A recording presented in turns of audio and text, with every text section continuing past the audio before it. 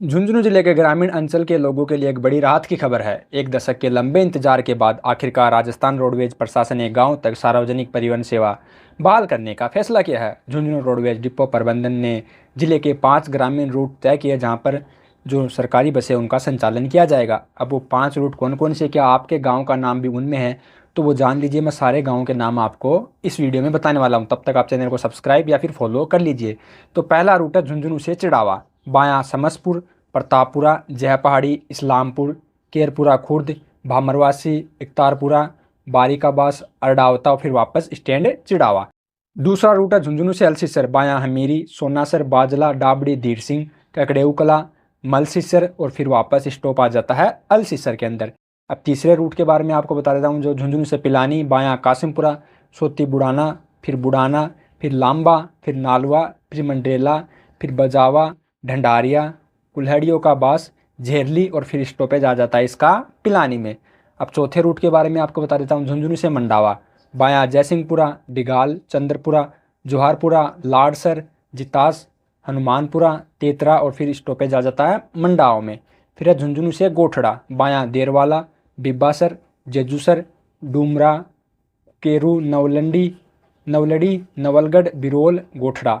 इन पर निजी अनुबंधित बसें संचालित की जाएगी। हालांकि इन बसों का नियंत्रण पूरी तरह से रोडवेज प्रशासन के हाथ में रहेगा। नई बस सेवा से गांव और ढाणियों के लोग भी रियायती यात्रा का लाभ उठा सकेंगे। महिला और बुजुर्गों को रोडवेज बस की तरह ही किराए में छूट भी मिलेगी। यह कदम ग्रामीण क्षेत्रों में आवाजाही को सुलभ और किफ़ायती बनाने के उद्देश्य से उठाया गया है। इस व्यवस्था के तहत बसों का संचालन निजी बस संचालक करें, लेकिन बसों पर राजस्थान राज्य पथ परिवहन निगम यानी कि RSRTC का लोगो अंकित होगा और उन्हें रोडवेज बस स्टैंड से संचालित किया जाएगा।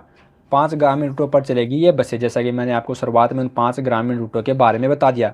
रोडवेज प्रशासन ने ग्रामीण यात्रियों की मांग को ध्यान में रखते हुए जिले के 5 प्रमुख ग्रामीण रूटों पर बसें चलाने का निर्णय लिया है। यह पहल इसलिए भी महत्वपूर्ण हो जाती है क्योंकि 2013 तक रोडवेज की कुछ मिनी बसें इन रूटों पर संचालित थी, लेकिन नई बसों की खरीद न होने और पुरानी बसों के लाभदायक कम होने के कारण धीरे धीरे इनका संचालन बंद कर दिया गया था, जो कि अब फिर से शुरू होने वाला है। ये झुंझुनू जिले के लिए एक बड़ी खुशखबरी है। एक बार फिर से इन रूटों पर बसें दौड़ेगी, जिससे ग्रामीण परिवहन सेवा को नया जीवन मिलेगा और कम किराए में वो अपना सफ़र तय कर पाएंगे। इन बसों के संचालन के लिए निजी बस संचालकों को अनुबंधित किया जाएगा। रोडवेज प्रशासन इन बस संचालकों को किराए में छूट की भरपाई के रूप में 15% का भुगतान करेगा। इससे निजी बस संचालकों को भी लाभ होगा और यात्रियों को सस्ती तथा सुगम परिवहन सुविधा उपलब्ध होगी और ग्रामीणों को किराए में छूट का लाभ भी मिलेगा। राज्य सरकार महिला और बुजुर्गों को रोडवेज बस में किराए में रियायत देती है, लेकिन यह सुविधा केवल मुख्य मार्गों तक ही सीमित थी। लेकिन अब ग्रामीण क्षेत्रों में शहर या अन्य स्थानों की यात्रा करने वाले लोग इससे छूटे थे, जो वंचित थे रह जाते थे क्योंकि वहाँ रोडवेज बसों का संचालन नहीं होता था। अब इन 5 नए रूटों पर बस सेवा शुरू होने से ग्रामीण यात्रियों को भी रियायती किराए का लाभ मिलेगा।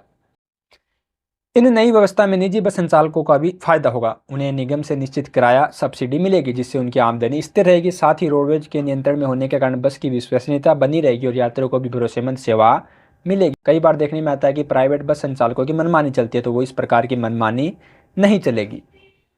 बाकी मेरा नाम था अभिषेक रावत और आप देख रहे थे खबर वाला लड़का मीडिया ग्रुप। मिलता हूँ आपको एक नेक्स्ट अपडेट में, तब तक के लिए जय हिंद, जय भारत।